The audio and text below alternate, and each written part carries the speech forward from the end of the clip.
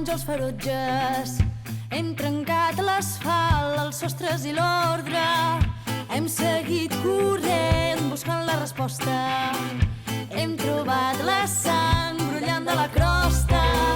Cremen els més cars. Sonen cants llunyans. Saben que demà ja no tindran por, ja no tindran por.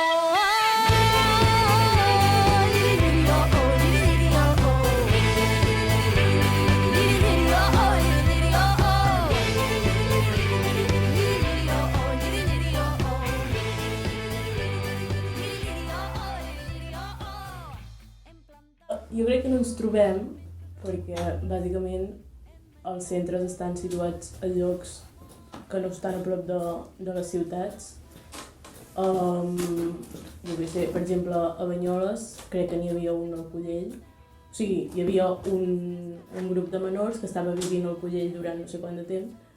I clar, al Collell, de Banyoles al Collell, hi ha potser 20 minuts amb cotxe i no és gens proper, llavors costa molt més que ens trobem en aquest sentit. I això que els joves no podien fer xarxes amb els joves, no podien conèixer els joves d'aquí. Dejan del estación y ya está. Sí, Salir de la perquè els joves estació. no tenien espai per començar relacions amb els joves d'aquí. Volia dir que sembla que estigui fet expressament, no? Que els centres estiguin tan lluny, que els programes no permetin que els joves surtin, que puguin fer això xarxa, no? Amb els altres joves. I és una mica això, que estan molt lluny i que no trobem espais d'oci en els quals ens podem relacionar. I el que dèiem abans, que no coincidim, això és una altra cosa, com que no coincidim i no els veiem, no els coneixem i no existeixen. Aleshores és difícil conèixer quan a la teva quotidianitat no hi són.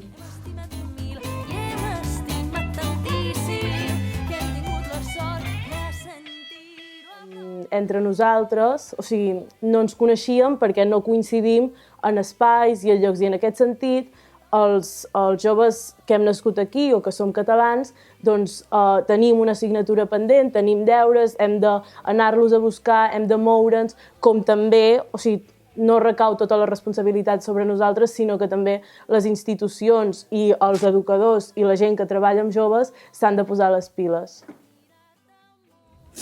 También hay centro tiene 30 chicos y solo tienen una furgoneta porque 30 chicos y una furgoneta. Solo una salida que pueden hacer. Por ejemplo, yo antes estuve en el Collell de Banyoles, tenemos solo una furgoneta y hay problemas de salidas. Clar, 2 hores passejant per Banyoles Ja. tampoc pots fer res, diries que és impossible que puguis conèixer gent en 2 hores per passejant per Banyoles.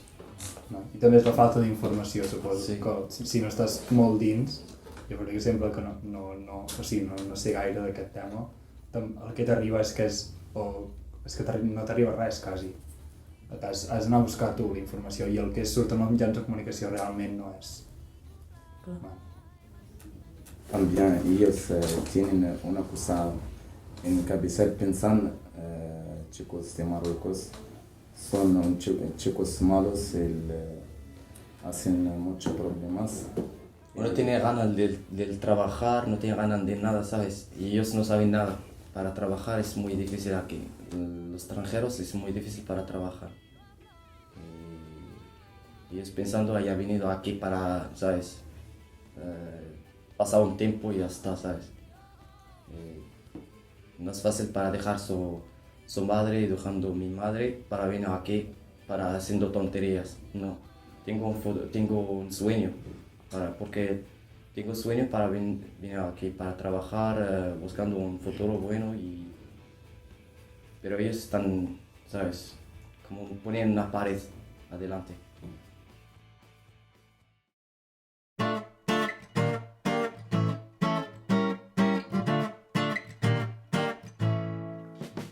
Quiero conocer con jóvenes de España, quiero confianza con ellos hacemos un grupos, jugamos fútbol para hacemos una confianza entre nosotros.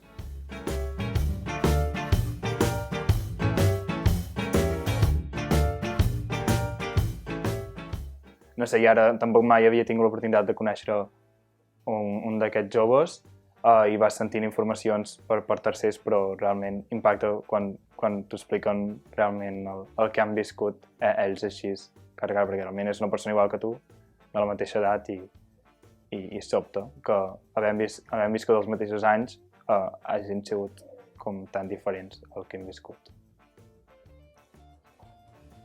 Sí, el problema és que l'altres van escoltar que nosaltres robem o algo i van iniciar aquesta idea per l'altres, per a tot. I el problema és que van escoltar tot això no van preguntar als joves que venen amb pateres, si venen sols. Si poden preguntar per què ven, si això, i després podem fer una relació. I després podem compartir la cultura, els idiomes i tot, y la formación y todo. También no están con nosotros, ¿sabes? No están estudiando con nosotros, no están con nosotros en el centro. Y el racismo hablan mucho de nosotros, por ellos tienen miedo, ¿sabes? De marroquíes. No es el problema de los jóvenes, el problema de mayores, del racismo. Porque ellos hablando como si hablan soy hijos, ¿no? Son hijos. Sí. Hablando porque el marroquíes es muy malos, cuidado de marroquíes, es ladrones, es todo, ¿sabes? Ellos mirando una foto de marroquíes muy mala, ¿sabes?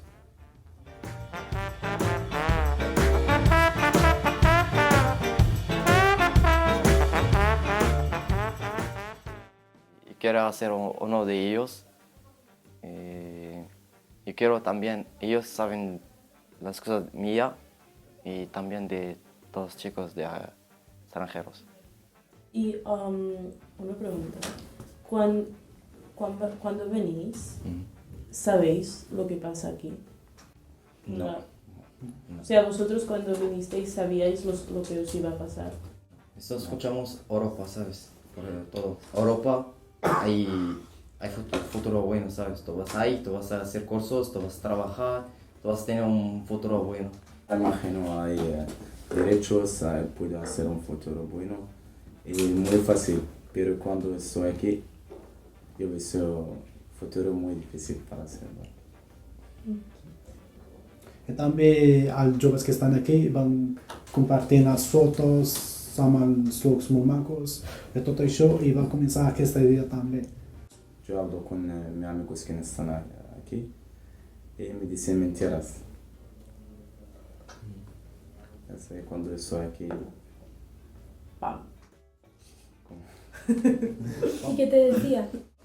Aquí vienes, aquí hay derechos, la gente buena, no hay racista, no hay nada. Te estudias, haces cursos. Y cuando vengo, eso hay la gente mala que hacen racista con nosotros y piensan todos chicos roban, hacen... Pero no es todos. No todos. No es todos. Diferente. Hay, ¿sabes? Como 50. Sí. 50, gente sí. diferente. Ya está. Como todo el mundo, hay buenos y malos.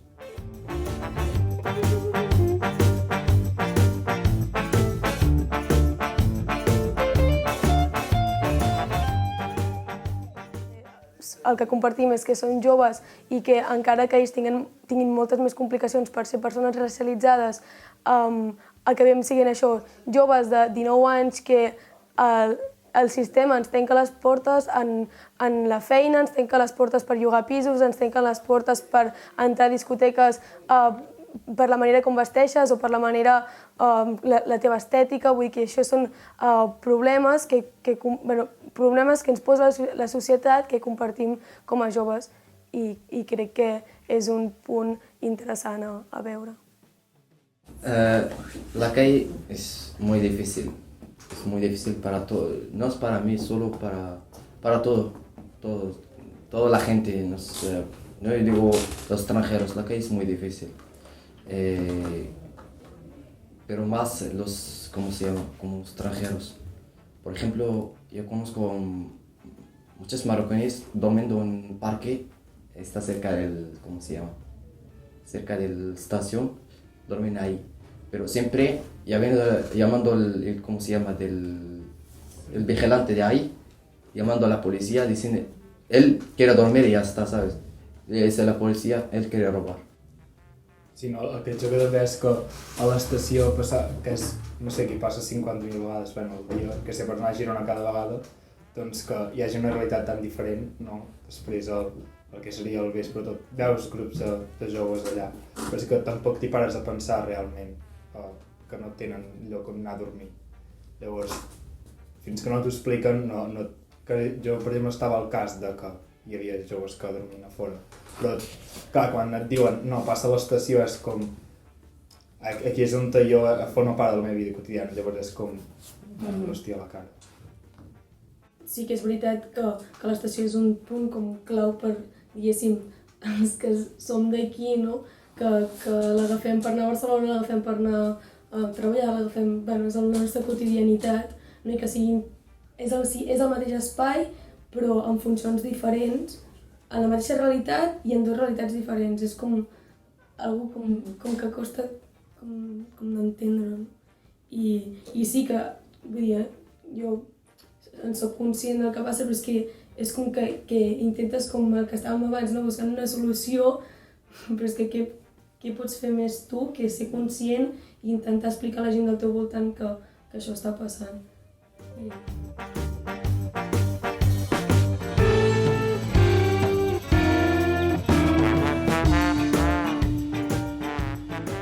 Tengo una missatge per als joves que estan aquí, que nosaltres no som mals i tota la gent no és mala, hi ha diferents per l'altres.